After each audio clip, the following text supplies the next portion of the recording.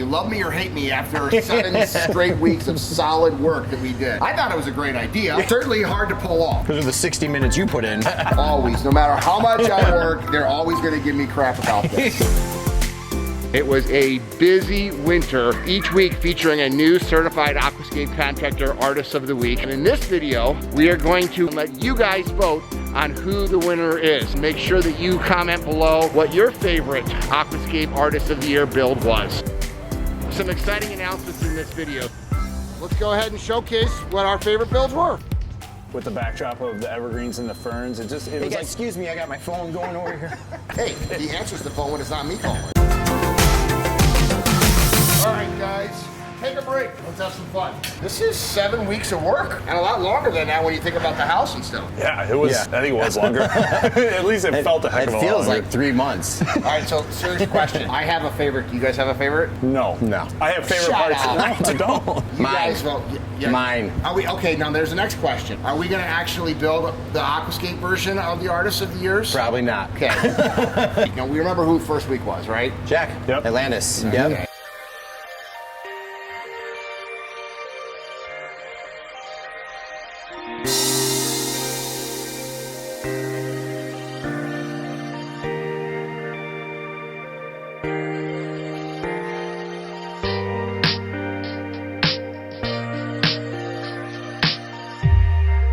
Jack was the 2014 Aquascape Artist of the Year. We invited him first. We knew he would kill it, and he did. You know what Jack did? He set the bar pretty high. My biggest fear when Jack did his and finished his initial reaction was like, oh my God, we're in so much trouble because these guys are so competitive, the past artists of the year. Yep. And if Jack built what he built, were the other guys gonna like scale it down? Or were they going to try to beat him? And everybody just tried to go a little higher, a little higher, a little higher, which meant a little bit more work for us week after week after week. My favorite aspect about Jack's was the fountainscape in the middle. The fountainscapes were incredible. I knew he would do something like that. He's really known for that. Like if you look at his retail store out there and the fountainscape that he's done out in front of his retail store, it's the best I've ever seen. I mean, it's nicer than the stuff we've done before for build-upon days and different type of road, everybody comes by it and sees it's incredible. And he has little ones inside. He does them a lot. There's a lot to learn from him and just the way he sees all those pieces kind of come together. What was your favorite part of Jack's? I know that we took one of the beginning of taking apart part of the pergola over there. Jack's design, getting you from the house back to the shed and the interactivity of it, I agree. I love the fountainscape. I think that that's just a signature, a staple of his that he does very, very well. His rock placement is incredible. Right? The way he just, all the guys are really good at this. It's not just about the rock, it's about the rock 3 rocks after that. So they're always thinking about how each piece is going to tie to the next. The bridge turned out really nice on his. I knew by putting the shed back here and having the house over here, everybody was going to do some type of bridge to get over there, which was nice. I think the way he left this big area here for turf made it replicatable so people could visualize it in their backyard. And I really loved with Jack how he brought his whole team. He had one of the largest groups I think we had right off the get-go, and he had his sons Colby and Anthony here that he's training up for the future of the business. Okay, remember week 2? Week 2, I remember really, really well because I wasn't here. I was the only guy that was here every single week. Probably put the least amount of work in, but I was here every single week. Ed was gone. What does that mean? I think in your total 8 weeks, you probably put in an hour in the back. Because it was like 5 minutes here. And if you added up all those 5 minutes, I'll give you 60. But it was Alan Decker was week 2. It was just Alan and one guy. Jason and Alan were the only 2 people for his week. But yeah, it's great to see the contrasting styles. And he brought his son Nick and his wife Jody. Oh yeah, they came later. Nick and Jody came later, which was also fun. It was always neat. I loved the sunken recessed area with the fireplace. We just sat there for hours. It's such a thing that I think Chris and I like to implement in our designs too. Anytime we can take a seating area, especially in a flat backyard, and sink it or elevate it and create elevations in a very boring space, changes the ambiance quite a bit. It is those elevation changes. The average homeowner would look at a flat backyard and not be able to visualize that stuff. And I think that's where all of the artists of the year really shine, is they have the ability to see, if we dig out 18 inches here, then we have the opportunity to create something 18 inches higher than grade. So then you have a 36-inch grade change. They just see those different elevations, and it's that interactivity when you're going up and down and in between spaces where they really do make it so unique and neat. I could tell too, Alan really took some of the fire elements to their fullest potential too. We had never seen our fire elements used without water. Brand new basalt columns that he actually used just as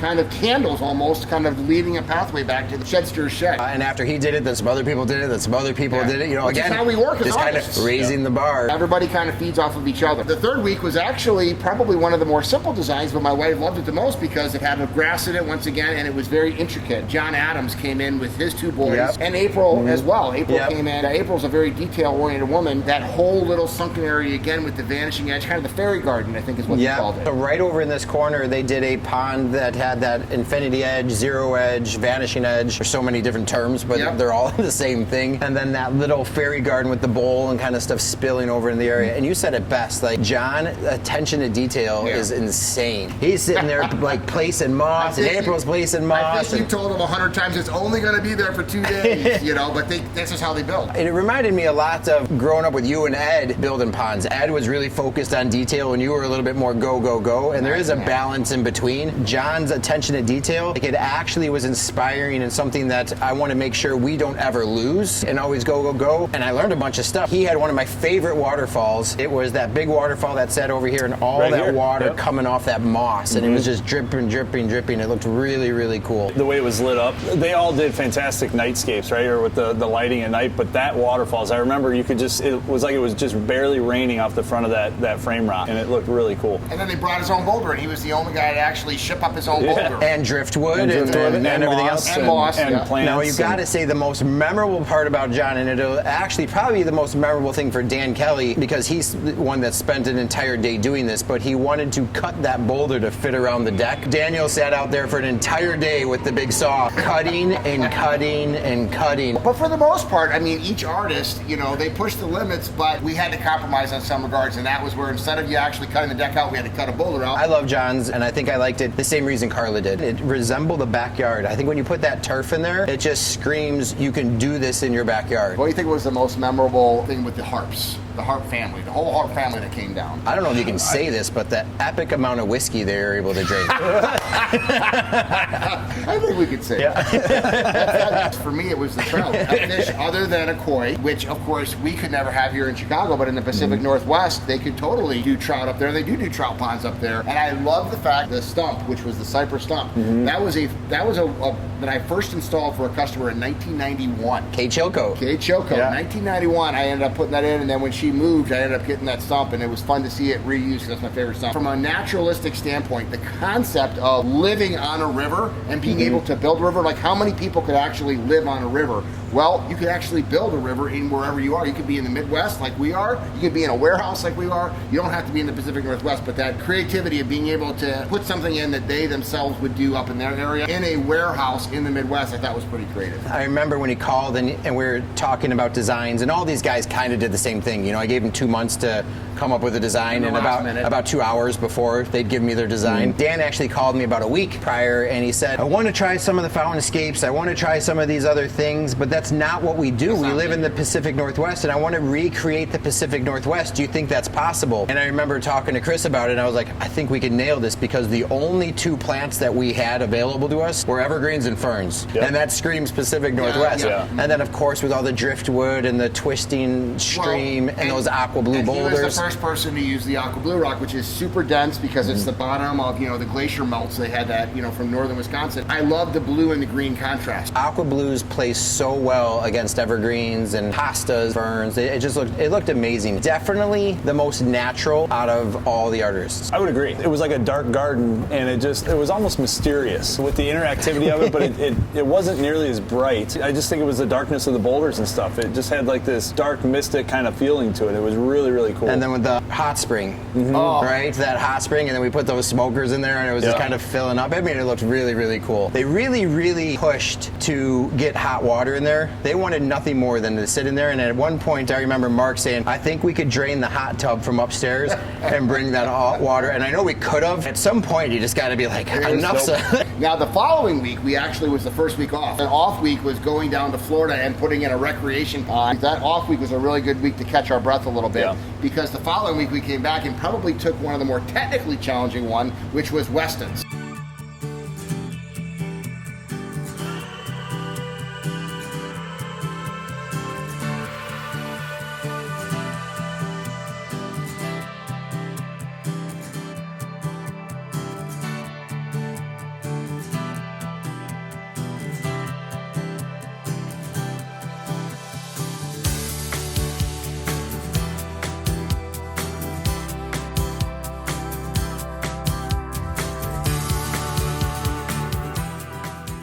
Weston by far was the most over the top. All of these brought me back to our flower and garden show days. We designed these giant booths and separate vignettes. Weston's reminded me so much of something we would do at the flower show, with the hanging bowls back behind us, the fire here and there, the koi window, and I remember being terrified of it. I think you told me I'm not allowed to say no. If somebody wanted to do something, we just said, okay, we'll figure it out. Weston, again, just in line with all the other contractors that came in, an hour before we started said he wanted to do a koi window, which gave me about an hour to figure it out, to find the glass. And we had done glass panels, and we were not worried about doing glass panel, but we were worried about doing glass panel with thin glass. It was only a 1/4 inch thick, holding back the largest pond that we created too. Exactly. I mean, it was definitely the largest pond. I don't want to put my largest fish in there for his. Weston was the 2017 Aquascape Artist of the Year, probably the youngest guy that was the Aquascape Artist of the Year. He really came in, and what was fun with him was he's got a great team. Everybody just kind of knew what each other was thinking, and they were able to. What was fun for us is to see week in and week out the different styles of all of the builders. Weston's always got a smile on his face. He's just got a spectacular team. Those bowls were just simply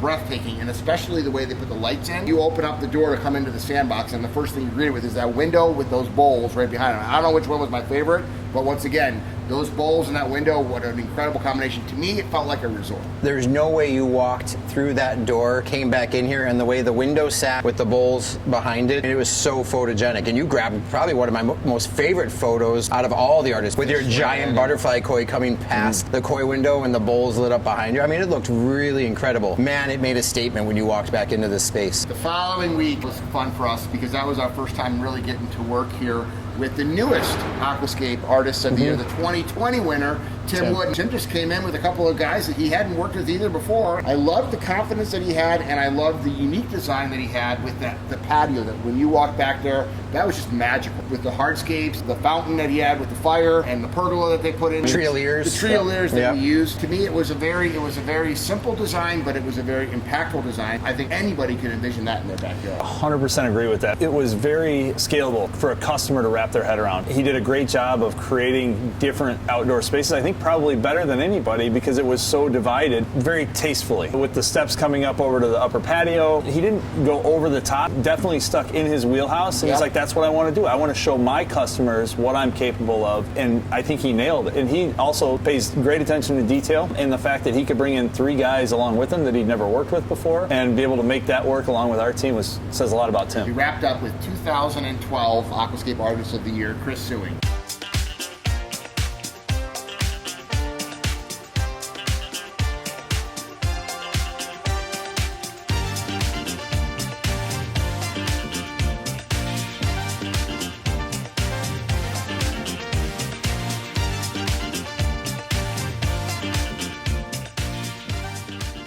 Is it any surprise that the guy with the largest aquascape ecosystem water feature in the yard probably put together the largest project, especially when you consider that he built a mountain in this place? I think we're sitting right now in the middle of what was a 10-foot tall mountain. I've known Chris for an extremely long time. Always one of my favorite artists out there. His attention to detail and the way he thinks of the rock and how it should all tie from one end of the yard completely to the other. He actually went out and tagged an entire semi-load of weathered limestone and knew where those rocks were going to go before he even got here. We go out and tag our own stone for our job all the time, but we don't know necessarily where it's going to go. He knew this rock was going to go here in the design. He knew this rock was going to go here in the design, and it was amazing how he had thought about how high he wanted the rocks over here and how that rock mountain was supposed to get tapered down and then kind of come back up. I mean, it was incredible. The enormity of it. It was almost a 10-foot grade change from the bottom of the sunken fire pit to the top of the rocks up here. It was just incredible. When you sum them all up, I think, I'll ask you, your building, your company, was it worth it? I thought it was a great idea, but it was certainly hard to pull off. Would you like to know what I'm thinking for next year? Nope.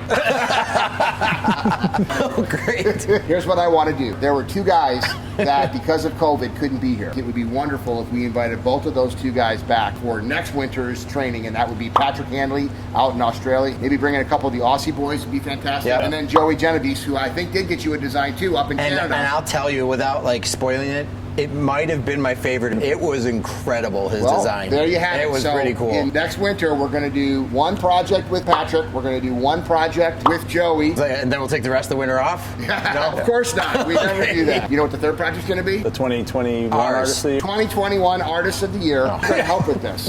What? I said ours. You're like, no. That's the fourth one. Oh, so now You're it's still four going. weeks. Hey, there's Building and building and building. How we're going to choose the 2020 winner. Historically, and it's going to still be the same way, the past Outstanding Artists of the Year get to vote. What I want to do is I want to have 8 representatives. Every region of the country, so Northeast, Southeast, the Central Plains, Northwest, the Southwest, Canada, Australia, England. I want a representative from each one of those regions to be voted on. 8 different regions by the Outstanding Artists of the Year. So we're going to have 8 finalists, and we're going to have one final winner, and that person, along with the 2 guys that didn't get to do it because of COVID time, the Australian Patrick and the Canadian Joey, and then the last one is going to be the design that you've come up with. I'm going to vote for my favorite, and how I want you to look at this is simple.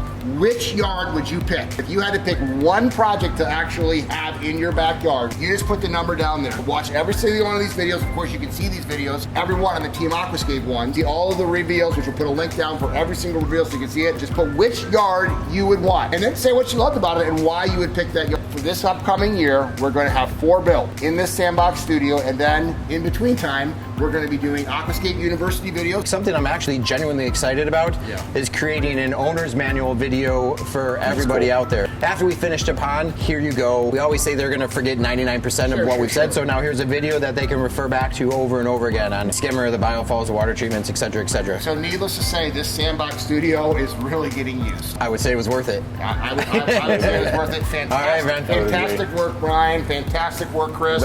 And I hope you guys like this stuff. And if you do, please share these videos because we want more people living the aquascape lifestyle. I love my guys. His job. And my job.